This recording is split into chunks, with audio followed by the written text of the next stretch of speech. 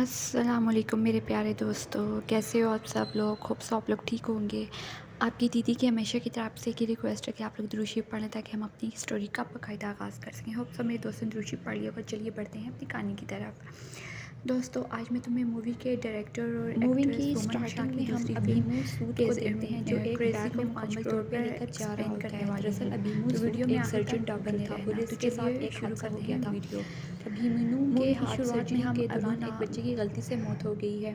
अभिमन्यु पर केस हो चुका है, लेकिन इस बच्चे के घर वाले 5 करोड़ में मान गए हैं, इसलिए वो इन पैसों को देने जा रहा है और अपनी गाड़ी लेकर निकल जाता है। थोड़ी दूर जाकर अभिमन्यु के लेकिन पास हवलदार उसे फोर्स करता है कि वो मोबाइल हवलदार लेकर राना जाए। का कॉल आता है। हवलदार की एक इसने बेटी है जिसका नाम 3 वेदिका चोरी के है। मोबाइल पकड़े थे। मैंने इसने इसे कहा अगवा इन कर तीनों लिया है मोबाइल्स और में अगर से कोई आपको अपनी एक बेटी आकर ले चाहिए जाओ तो तो केस 5 ख़त्म करोड़ करो। रुपए देने पड़ेंगे। दरअसल ये अबीमू का सुनकर मोबाइल गुम हो अभिमन्यु गया था और ताज्जुब पुलिस जाता है इसे और इसका ढूंढने किडनैपर बाकी से से वीडियो फिर अभिमन्यु कहता है मैं वेदिका से दूसरे बात का करवाने मोबाइल को लेकर कहता है। क्या वेदिका करूँगा। जो थी वो सर्जन की अबीमन्यु की बेटी थी, लेकिन किडनैपर बताता है कि इसने वेदिका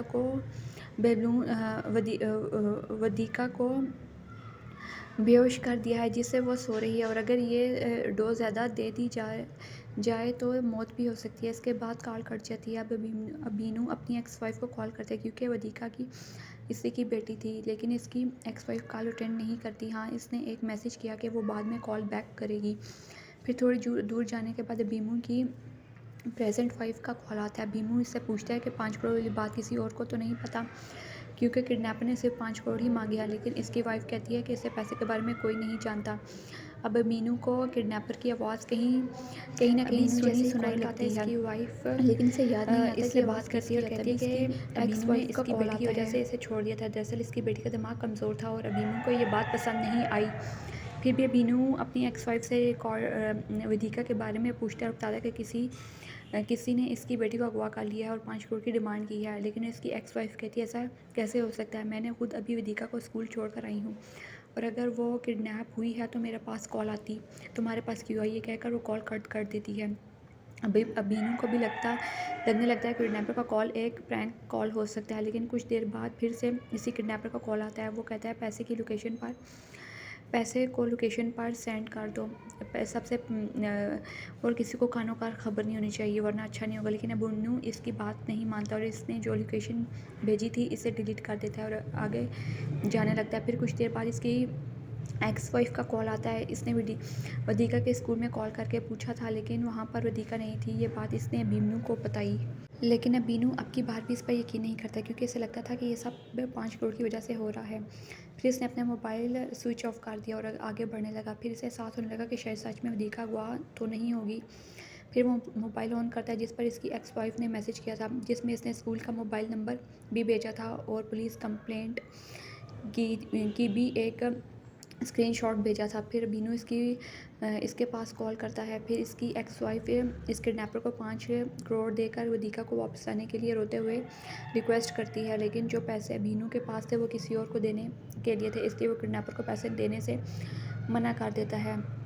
फिर इसकी एक्स वाइफ फिर से रोते हुए रिक्वेस्ट करती है। अभी न्यू सोच में पड़ जाता है कि आखिर है कि चल क्या रहा है। फिर वो किडनैपर के पास कॉल करता है, लेकिन अब इसकी कॉल नेटवर्क एरिया से बाहर आती है। फिर वो मैसेज में लोकेशन दोबारा भेजने को कहता है, जिसके बाद किडनैपर दोबारा लोकेशन सेंड करता है और वहाँ आने को कहता है। फिर अबीनू इस लोकेशन के लिए निकल जाता है और अपनी बीवी को कॉल करके 5 करोड़ मांगता है और इसे भी वेदिका के अगवा की बात बताता है, लेकिन इसकी वाइफ के पास भी पैसे नहीं होते। इसने पुलिस से कंप्लेंट करने को कहा, लेकिन अबीनू के पास जो पैसे थे वो ब्लैक मनी थी, इसलिए वो पुलिस कंप्लेंट भी नहीं कर सकता था।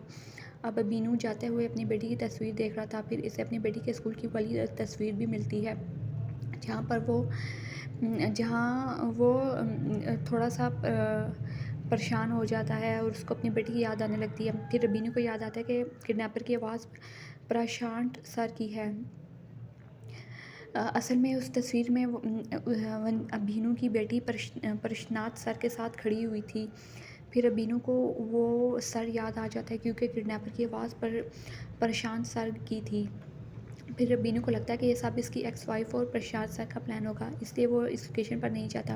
वो पैसों को इस बच्चे के पेरेंट्स को देने के लिए हॉस्पिटल चला जाता है। तभी इसके पास किडनैपर का वीडियो कॉल आता है। इसी वीडियो कॉल पर वेदिका को दिखाया जहाँ इसकी हालत बहुत ख़राब थी। ये देखकर बीनू को यकीन हो गया कि वीडियो कॉल सच में के वधीका सच में अगवा हुई है और इसे प्रशांत सर ने ही अगवा किया था। अब अबीनू के पास सिर्फ 39 मिनट्स थे और वो सीधा टाइम्स लगाकर इस लोकेशन पर निकल जाता है। फिर इसके पास सीनियर डॉक्टर का कॉल आता है। इसने भी जल्दी से पैसे लाने को कहा, लेकिन अबीनू अपनी बेटी को अगवा होने वाली बात बताता है तो वो यकीन नहीं करता और वापस आने को कहता है, लेकिन अबीनू वापस नहीं जाता और अपनी बेटी को बचाने के लिए निकल जाता है।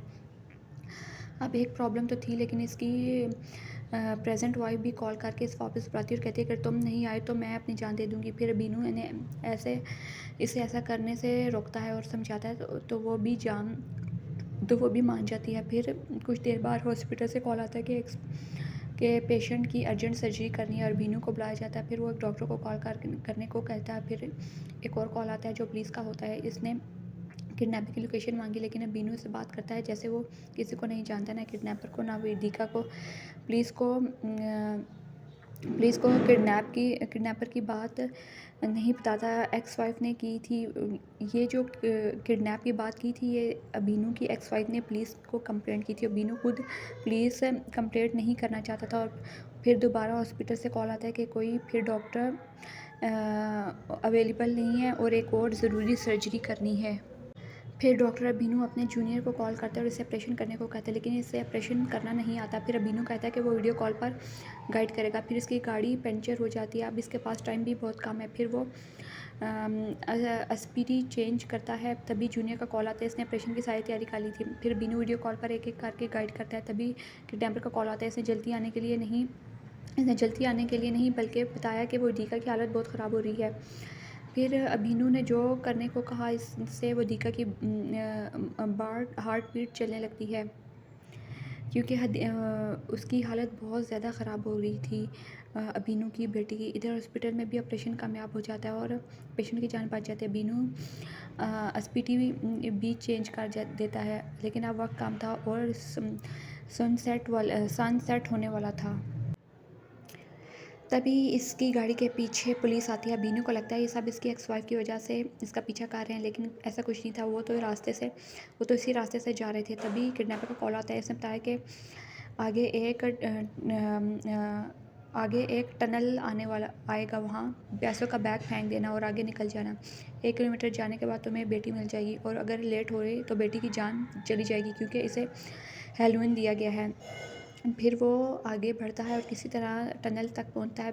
पैसों का बैग वहाँ छोड़ देता है, लेकिन गाड़ी का डीजल ख़त्म हो जाता है और सनसेट भी हो चुका था। लेकिन अब बीनू की उम्मीद ख़त्म नहीं हुई थी। वो भागते हुए जाता है। तभी रास्ते में इसका हादसा हो जाता है और एक पैर फ्रैक्चर हो जाता है, लेकिन फिर भी वो एक पैर घसीट कर दौड़ता है अपनी बेटी को बचाने के लिए।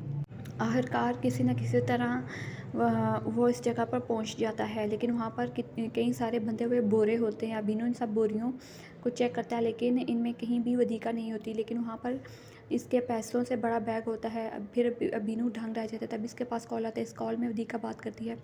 अबीनू पूछता है बेटी तुम कहाँ हो, मुझे बताओ, डरो मत। तभी वधीका कहती है जो बताऊँगी इस बार गुस्सा तो नहीं करोगे, प्रॉमिस करो। फिर इसने बताया कि ये सब जो हुआ है वो सब वधीका की प्लानिंग थी, क्योंकि वो अपने आप को साबित करना चाहती थी कि इसका दिमाग कमज़ोर नहीं है। फिर अबीनू को एहसास होता है कि इसने अपनी बेटी के साथ बहुत गलत किया है। फिर वो अपनी बेटी से माफ़ी मांगता है। फिर वो वधीका आती है और दोनों घर चले जाते हैं। इसके साथ मूवी ख़त्म हो जाती है।